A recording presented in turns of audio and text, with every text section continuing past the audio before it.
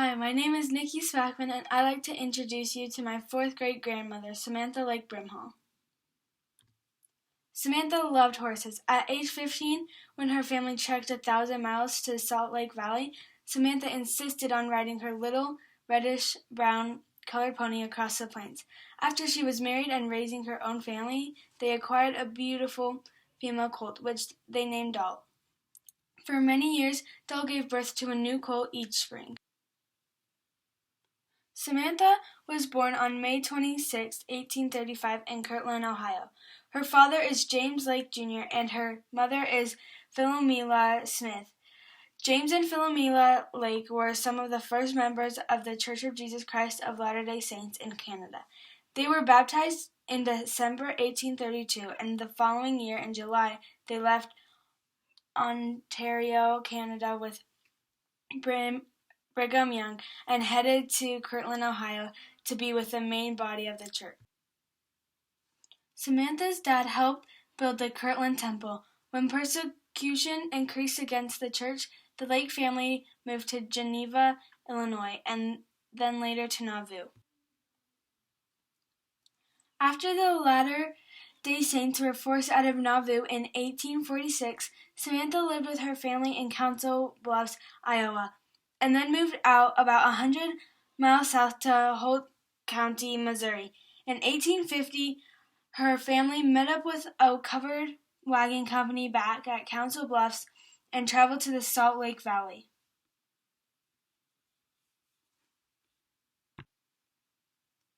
At age 18, Samantha married Noah Brimhall.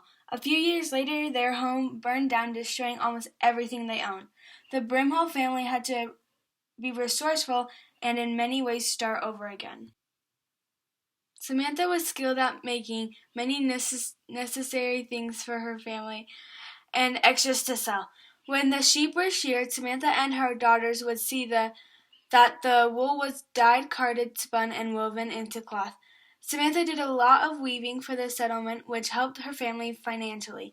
She was expert at gardening. She also gathered and stored wheat straw. In the winter, she would weave straw hats that she would sell. When the neighboring tribes of Indians would come to the settlement, Samantha would trade vegetables, hats, and other items for their furs and buckskins. She then went to Salt Lake and learned to make fur, gloves, and coats, which she also sold. In 1860, the Brimhalls were some of the first families to settle in Hiram area in Cache Valley. At this time, Noah had 2 wives and 4 young children. The other wife, Lovina, had been married to Samantha's older brother, who died and left Lovina widowed. A few years later, Noah, Samantha, and Lovina and their growing family moved to Oxford, Idaho, becoming some of the first white families living there. Also settling here was Samantha's parents and one of her brothers and his family. Oxford is about 20 miles northwest of Preston. In 1877, Noah answered a mission call to settle in Arizona. Lovina and her children went with him. A few months later, Samantha and her youngest 5 children traveled south with a wagon company. She and her children stopped and stayed with one of Samantha's married daughters who needed her help in Savoia near Rama, New Mexico. Soon after arriving, there was an outbreak of smallpox, which Samantha contracted and subsequently died at the age of 42.